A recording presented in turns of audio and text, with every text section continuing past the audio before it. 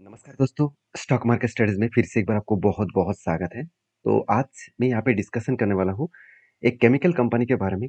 Sorry, एक नहीं, 2-2 companies के बारे में चर्चा करूँगा और दोनों कंपनी फ्यूचर में एक हाई ग्रोथेबल कंपनी बन सकते हैं। इसका कोई मतलब इसका जो अपडेट है, वो मैं आपके साथ शेयर करूँगा। उसको देखने के बाद आपको खुद लगेगा कि हाँ, इस कंपनी में फ्यूचर में ग्रोथ होने का चांसेस है। देखिए, ये मार्केट है, यहाँ पे कोई भी 100% गारंटी नहीं है। फिर भी आप हर चीज़ों को आपको प्रेडिक्शन करके ही चलना पड़ता है। तो सारे अपडेट्स जो है, वो मैं आपके साथ शेयर करूँगा इस कंपनी के बारे में। तो सारी जानकारी लेने के बाद ही डिसीजन आपको ही लेना होगा। तो चलो देख लेते हैं केमिकल्स कंपनी का ग्रोथ किस तरीके से इंडिया में है। देखिए, केमिकल एक ऐसे प्रोडक्ट है जिसका डिमांड हर टाइम में हर जगह पे होता है, हर टाइम में, क्योंकि केमिकल्स के बिना आज कुछ भी नहीं बनते। खाने पीने का चीज़ से लेकर घर बनाने तक, गाड़ी बनाने तक, सारे प्रोडक्ट्स में केमिकल यूज़ किया जाता है। तो केमिकल्स के बिना कोई भी प्रोडक्ट हम लोग यूज़ नहीं कर पाएंगे। देखिए, जो लोग सोच रहे हैं कि केमिकल्स के ऊपर क्या फार्मा के ऊपर काम करते हैं, सबसे ज़्यादा फार्मा में ही केमिकल को यूज़ किया जाता है। तो चीज़ों को समझिए कि केमिकल्स का डिमांड आज जिस तरीके से है, उस तरीके फ्यूचर में कितना बढ़ने वाला है। और आप सभी जानते हैं, ईवीज़ मार्केट भी आ चुके हैं। ईवीज़ बनाने के लिए भी केमिकल्स का यूज़ किया जाता है। तो उसके भी ऊपर केमिकल का डिमांड बढ़ चुके हैं। तो उसी से जुड़े हुए 2 कंपनीज़ के बारे में चर्चा करूँगा।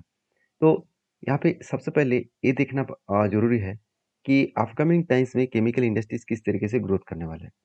देखिए, according to the market size, chemical and petrochemicals जो सेक्टर है, उसका जो ग्रोथ है इंडिया में अराउंड $215 बिलियन। उस अभी एक्सपेक्ट किया जा रहा है, उसका ग्रोथ होने वाला है $300 बिलियन तक, और वो भी 2025 में। मतलब 11.7% के आसपास एक्सपेक्ट किया जा रहा है। वो ग्रोथ जो हो रहा था, वो अभी ग्रोथ होने वाला है 12.9% के आसपास, सॉरी 12.9% के आसपास ग्रोथ हो रहा है। वो अच्छा खासा ग्रोथ फ्यूचर में और भी बढ़ने वाला है। तो इसीलिए देखिए, एक बात भी यहाँ पे बताया जा रहा है, chemical industries in India, investment, FDI policies and market. तो यहाँ पे मैं वही कंपनीज के ऊपर मैं आपके साथ शेयर करूंगा डेटा को, जो देखकर आपको खुद लगेगा कि हाँ, केमिकल इंडस्ट्रीज में कितना ज़्यादा ग्रोथेबल पोटेंशियल है। अभी एक डेटा के अकॉर्डिंग आप देख सकते हैं, 2019 में केमिकल इंडस्ट्रीज का मार्केट कितना था, $178 बिलियन। अभी देखिए 2020 में कितना हुआ, 194, 2021 में 212, 2022 में 230, अभी 2023 में 255, 2024 में आपको करीबन 280 के आसपास देखने को मिलेगा, 2025 में 300 के ऊपर जाता हुआ देखने को मिलेगा। ये टोटली बिलियन में है और यूएस डॉलर के हिसाब से। तो 9.3% के आसपास सीएजीआर के परसेंटेज में ग्रोथ हो रहा है। तो एक अच्छा खासा ग्रोथ और पोटेंशियल देखने को मिला है। तो इसी से जुड़े हुए आज के जो फर्स्ट कंपनी है, उसका नाम है टाटा केमिकल।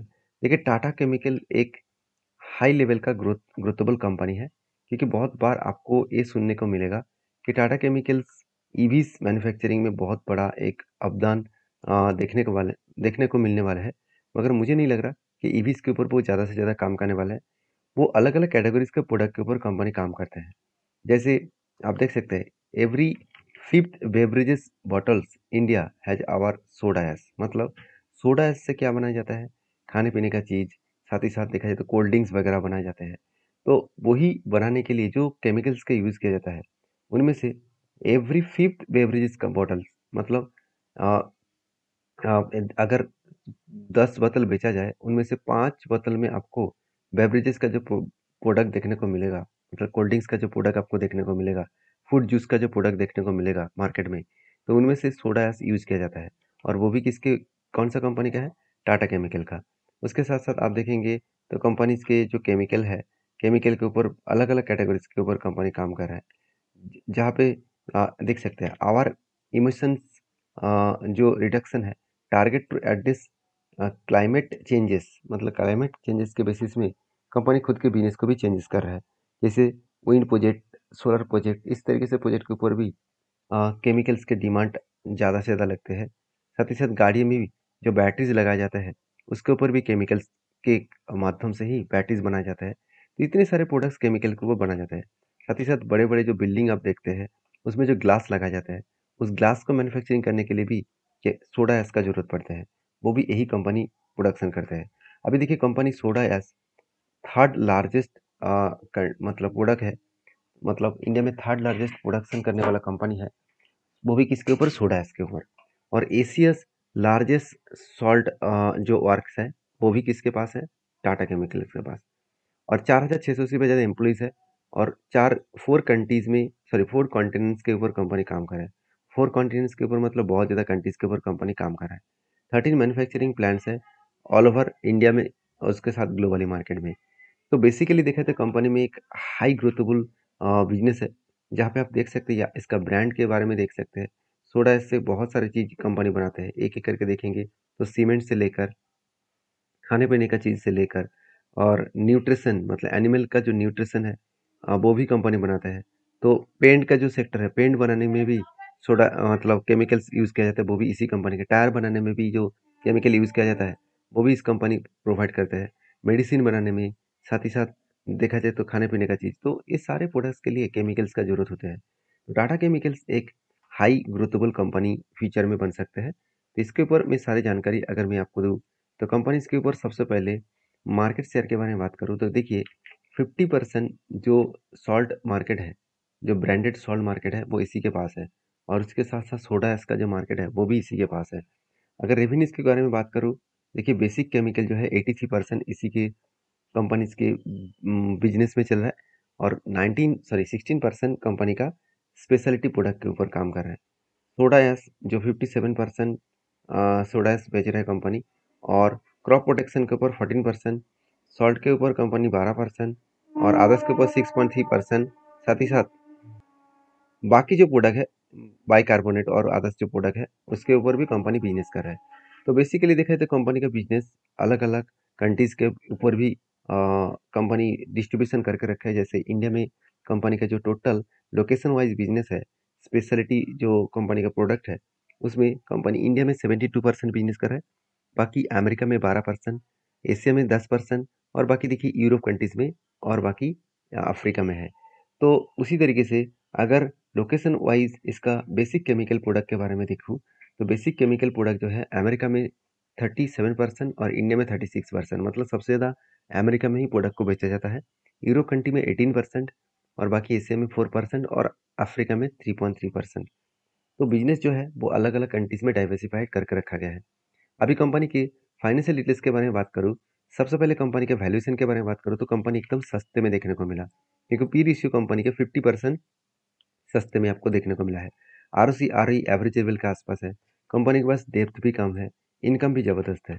कितना इनकम है वो मैं आपको साल भर में दिखा दूँ, तो देखिए कंपनी हर साल खुद के सेल्स को मतलब इंक्रीज करने का कोशिश किए। लास्ट कुछ 5 ईयर्स में उतना खास ग्रोथ नहीं हुआ, मगर करंट जो लास्ट 2 ईयर्स में कंपनी के ऊपर अच्छा खासा ग्रोथ देखने को मिली।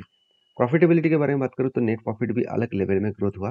तो जो कंपनी बीच में 400 करोड़ प्रॉफिट दिखा था, वह प्रॉफिट बढ़ के हो चुके 2,400 करोड़ के आसपास।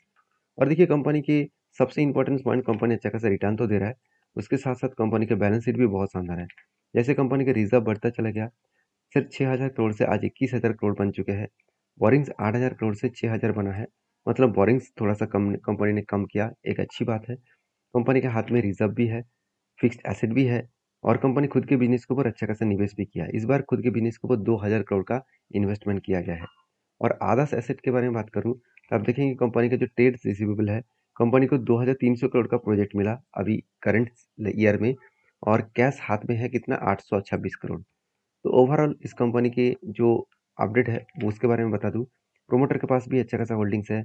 एफएस ने भी 14% होल्डिंग रखा है, डीएस के पास भी 20% है, और पब्लिक के पास 27% है। मतलब हर व्यक्ति के पास होल्डिंग्स आपको देखने को मिलेगा। अभी रही बात टेक्निकली चार्ट पैटर्न्स का, तो आप देख सकते हैं टेक्निकली टाटा केमिकल्स जब स्टार्ट हुआ तब 1999 था। मैं यहाँ पे 1 मंथ का कैंडल ओपन करके रखा हूँ। 99 में स्टार्ट हुआ, तब इसका प्राइस अराउंड अराउंड 44 रुपीज़ के आसपास था। ऑब्वियसली ये एडजस्टमेंट प्राइस है, और वहाँ से देखिए कंपनी जर्नी करके आज 1000 के ऊपर चला गया। कोविड के टाइम में जो लेवल था, देखिए कितने दिनों से कंपनी एक ही रेंज के ऊपर काम किए थे। 2006 से लेकर 2017 तक, मतलब अराउंड 10 साल कंपनी कोई भी रिटर्न नहीं दिया। उसके बाद देखिए कंपनी फिर धीरे धीरे करके अप ट्रेंड में गया, और यही सिचुएशन को आपको समझना पड़ेगा। कोई भी कंपनी के ऊपर आप काम कर रहे हैं, उसका अगर विजन क्लियर है, तो उसके लॉन्ग टर्म के लिए उस कंपनी के ऊपर सोचना चाहिए। बाकी आपकी क्या राय है इस कंपनी के ऊपर ज़रूर कमेंट्स करना। तो आप कहेंगे सर अभी क्या इस कंपनी के ऊपर क्या राय है आपका? देखिए, अगर मैं यहाँ पे फ्रेश एंट्री लेता, तो जब भी इस हाई लेवल को ब्रेकआउट करता, तो मैं ज़रूर एंट्री लेता। क्योंकि यहाँ पे बहुत दिनों से एक रेंज के ऊपर होल्ड कर रहा है, तो इस होल्डिंग पीरियड को जब ब्रेकआउट करेगा तो एक फिर से धमाका होने का चांसेस रहेगा। बाकी कब होगा, वो तो बाद में पता चलेगा। तो आप ज़रूर इस कंपनीज़ के ऊपर फोकस रखिए। नेक्स्ट जो कंपनी है उसका नाम है दीपक नाइट्रेट। तो दीपक नाइट्रेट आप सभी जानते हैं, ये भी एक केमिकल सेक्टर की कंपनी है।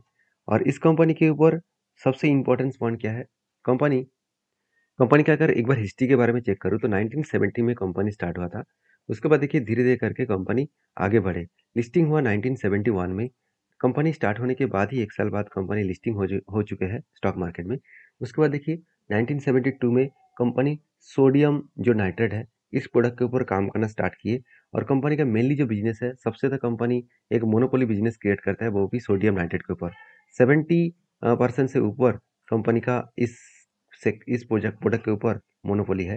साथ ही साथ कंपनी एक्विजिशन किया कुछ अलग-अलग कंपनीज़ को। इस तरीके से कंपनी धीरे-धीरे करके आगे बढ़े। तो आप यहाँ पे हिस्ट्री ज़रूर यहाँ पे चेक कर सकते हैं। कंपनी का यहाँ पे हिस्ट्री अलग लेवल में ग्रोथ होता देखने को मिले। बाकी इस कंपनी के जो प्रोडक्ट है, उसको दिखाने से पहले मैं कुछ अपडेट यहाँ पे दिखाऊँगा। नेट जो रेवेन्यू हो रहा है कंपनी का 8,000 करोड़ के आसपास है। लीडिंग जो प्रोडक्ट है इसका सोडियम नाइट्रेट, और सोडियम नाइट्रेट का जो प्रोडक्ट है 1972 से कंपनी इस बिज़नेस को स्टार्ट की है। तब से लेकर आज भी कंपनी लीडिंग पोजीशन में है इस प्रोडक्ट के ऊपर। लार्जेस्ट प्रोडक्शन कंपनी कर रहा है, वो भी आप देख सकते हैं यहाँ पे। साथ ही साथ ग्लोबली जो प्लेयर्स है, उस ग्लोबली प्लेयर में कंपनी 3 प्रोडक्ट के ऊपर ग्लोबली प्लेयर बन चुके हैं। साथ ही साथ कंपनी 50 साल की एक एक्सपीरियंस है।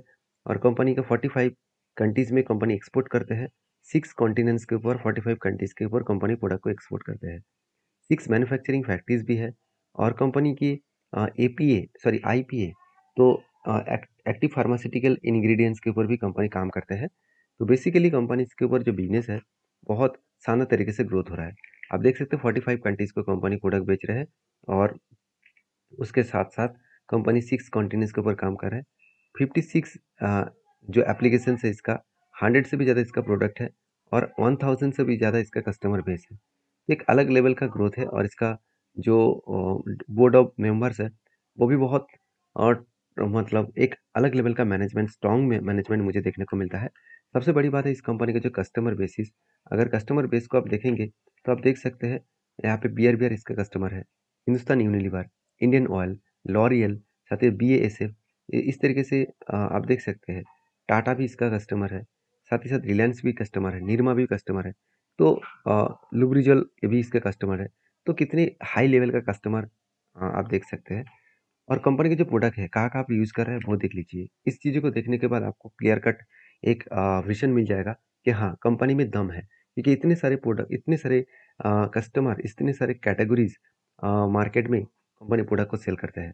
फार्मास्यूटिकल्स है, एग्रोकेमिकल्स है, साथ ही साथ रीज़न के ऊपर भी है, पर्सनल केयर के ऊपर है, पेपर के ऊपर, एल एडल जो केमिकल्स है या जो परफ्यूम्स कहा जाता है। तो उसके बाद डिटर्जेंट भी है, फ्यूल जो अधिसाब्स है उसके साथ साथ ही साथ कॉटन्स के ऊपर भी है, सॉरी कोटिंग्स के ऊपर, फार्मास्यूटिकल्स के ऊपर और पेट्रोकेमिकल्स के ऊपर, अधिसाब इंडस्ट्रीज के ऊपर, डाइस एंड पिगमेंट्स के ऊपर। तो कोई भी एक सेगमेंट को कंपनी नहीं छोड़ा जिसके ऊपर कंपनी का प्रोडक्ट का डिमांडेबल ना हो। तो एक बेसिक इन्फॉर्मेशन कंपनी को मिल चुका है कि कंपनी किस लेवल में किस प्रोडक्ट के ऊपर काम कर रहा है। अभी चलो बाकी चीज़ को देख लेते हैं, कंपनी का फाइनेंशियल डिटेल्स। अगर फाइनेंशियल डिटेल्स को देखूँ तो कंपनी अभी बहुत छोटा है, बड़ा होने का दम है क्योंकि कंपनी अभी स्मॉल कैप कंपनी है, हाई स्मॉल कैप कंपनी है। आप देख सकते हैं कंपनी का वैल्यूएशन सस्ता है, उतना ज़्यादा हाई नहीं है। आरओसी आरओई बेस्ड है, इनकम ज़बरदस्त है। और इसका मैनेजमेंट बहुत स्ट्रांग है, मैं पहले ही बोल चुका हूँ। क्योंकि कभी भी इस कंपनी के ऊपर कर्जा आपको नहीं दिखेगा। बीच में कोविड के बाद इस कंपनी के ऊपर कर्जा हो गया था। वो कर्जे को सबसे पहले मैनेजमेंट क्या किया, मिटा दिया। मैनेजमेंट का कहना है कि अगर कंपनीज़ की बड़ा करना है, तो हमेशा सबसे पहले कर्ज़े को मिटाना होगा। तो उसी बेसिस में कर्ज़े को यहाँ पे मिटाने का कोशिश कंपनी कर रहा है। और बाकी कंपनी का प्रॉफ़िट एंड लॉस के बारे में बात करूँ, तो सेल्स में कभी भी कमियाँ देखने को नहीं मिलेगा।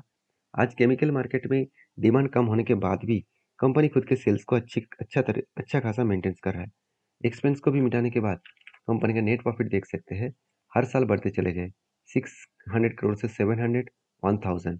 अभी थोड़ा सा कम हुआ क्योंकि केमिकल्स कंपनी का मार्केट में थोड़ा सा डाउन हुआ, जिसके चलते कम देखने को मिला। कोई बात नहीं, कंपनी फिर से इसको रिकवरी भी कर लेंगी। तो कंपनी के देखिए रिजर्व बढ़ते चले गए, कर्जा एकदम ना के बराबर है, हाथ में कैश भी है, फिक्स्ड एसेट भी है, और कंपनी का CWIP मतलब बिजनेस के ऊपर इस बार हाईएस्ट पैसा भी लगा चुके हैं। और रही बात एज ए इन्वेस्टर, इस कंपनी के ऊपर इन्वेस्टर भी ट्रस्ट करते हैं, जहाँ पे FHDS पब्लिक हर किसी के पास इन्वेस्टमेंट है। तो इस कंपनी के टेक्निकली जो चार्ट पैटर्न बना है, उसके बारे में चर्चा करूँ तो आप ध्यान से देखेंगे, दीपक नाइट्रेट जब स्टार्ट हुआ तब इसका लिस्टिंग कब हुआ? देखा जाए तो सितंबर 10 में NSE में लिस्टिंग हुआ। BSE में बहुत पहले से ही हो चुके हैं। अगर मैं इसको चलो एक बार मैं आपको दिखा भी देता हूँ, तो आप देख सकते हैं किस तरीके से कंपनी जब स्टार्ट हुआ तब से लेकर एक रेंज के बेसिस में काम कर रहा था। 2013 के बाद जर्नी देखने को मिले, फिर से कुछ टाइम होल्ड किया, फिर से देखिए लंबा जर्नी हुआ, फिर से यहाँ पे होल्ड किया, फिर से जर्नी हुआ और फिर से यहाँ पे होल्ड कर रहा है। इसका मतलब है जब जब इस तरीके से होल्ड किया और उसको ब्रेक किया, तो एक लंबा जर्नी आपको देखने को मिले। तो उसी तरीके से फिर से यहाँ पे होल्ड कर रहा है, मतलब यहाँ से अगर जर्नी हुआ स्टार्ट हुआ तो फिर से एक लंबा जर्नी आपको देखने को मिल सकता है। बाकी आप समझदार हैं, सारी चीज़ों को वेरीफाई करके काम करना। मेरे तरफ से सारा इन्फॉर्मेशन आपको दिखाना, आपको सारे पॉइंट्स को आपके साथ रखना मेरा काम था। आपका काम है इस कंपनी के ऊपर रिसर्च करके आपके जो एडवाइज़र है उसके साथ बातचीत करके काम करना। वीडियो अच्छा लगे तो प्लीज़ लाइक करना। इसी तरीके से किसी कंपनीज़ के ऊपर डिटेल्स वीडियो पाना चाहते हैं तो मुझे कमेंट्स करके ज़रूर भेजिएगा। मिलते हैं नेक्स्ट वीडियो में, तब तक के लिए धन्यवाद।